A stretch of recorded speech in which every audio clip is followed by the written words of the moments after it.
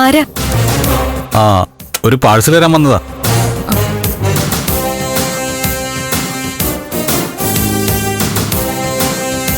ആർക്കാ പാഴ്സല്? മീരയ്ക്ക്. മീര അവളിവിടെ ഇല്ലല്ലോ. അയ്യോ, അത് കഷ്ടായി പോയല്ലോ. ഇനിയിപ്പോ എന്ത് ചെയ്യും?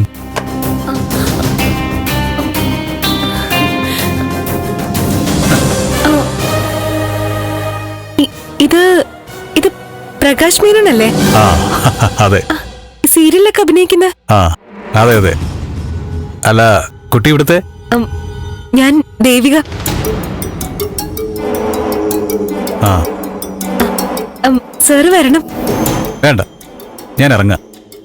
അല്ല, മീര എങ്ങനെയാ പരിചയം? ആ, മീരയോട് പറയരുത്.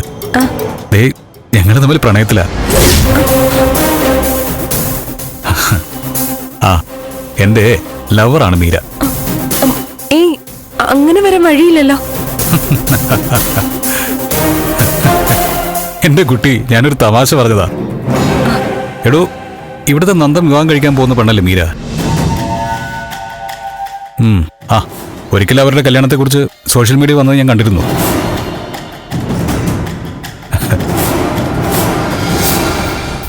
എടോ, എന്താ ഈ ആലോചിക്കുന്നേ?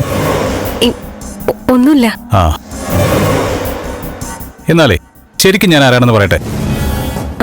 പ്രകാശ് മേനോനല്ലേ? അതെ, പക്ഷെ ഞാനേ പ്രാഞ്ചി എന്ന പേരിലും അറിയപ്പെടും. ഇനി എളുപ്പം മനസ്സിലാകാൻ ഒന്നുകൂടെ പറയാം. ഇവിടുത്തെ മീരയെ രക്ഷിച്ച ഗിരീഷ് ഏട്ടന്റെ കസിൻ ബ്രദർ പ്രാഞ്ചി. അയ്യോ, സാറാണോ പ്രാഞ്ചി? അതെ. അയ്യോ, വിശ്വസിക്കാൻ പറ്റുന്നില്ല.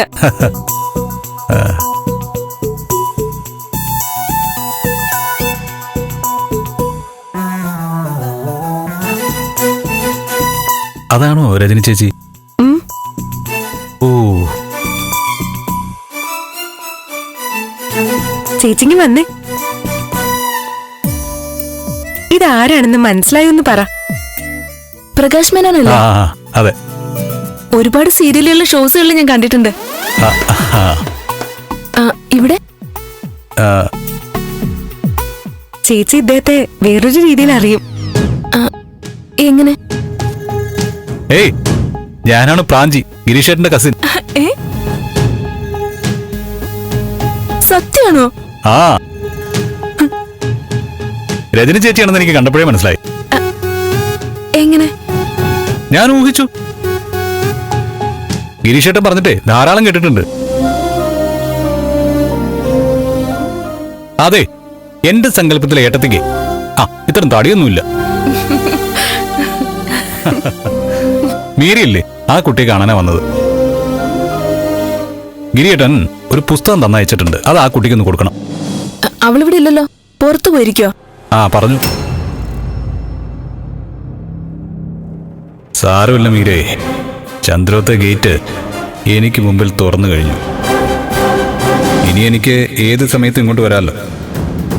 സർ. ഓ, സാർ അകത്തേക്ക് വരൂ. ഇല്ല, അല്പം തിരക്കുണ്ട്. ഇനി ഒരിക്കലും വരാം. ചേച്ചി, ഈ പുസ്തകം ഒന്ന് മീരയ്ക്ക് കൊടുത്തേക്കണേ. സത്യം പറഞ്ഞ ഇപ്പോഴും വിശ്വാസം വരുന്നില്ല. ഇങ്ങനെ ഒരാളിനെയാണ് ഞങ്ങൾ പ്രാഞ്ചിന്ന് വിളിച്ചിരുന്നെന്ന്. എന്നെ ഇനിയും പ്രാഞ്ചിന്ന് തന്നെ വിളിച്ചാൽ മതി.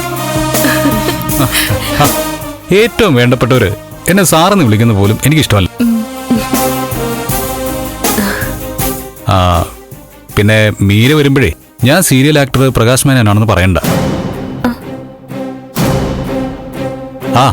അതൊരു സസ്പെൻസിൽ ഇരുന്നോട്ടെ. നേരിട്ട് കാണുമ്പോ മീര അതറിഞ്ഞാ മതി. ശരി സർ. സാറല്ല, പ്രാഞ്ചി. എന്നാ ഞാൻ പോയിക്കോട്ടെ. വീട്ടിലൊന്ന് കേറിട്ട് പോ. അതൊക്കെ ഇനി ഒരിക്കലാവാന്നേ. എനിക്കിനി ഇടയ്ക്കൊക്കെ ഇങ്ങോട്ട് വരാമല്ലോ.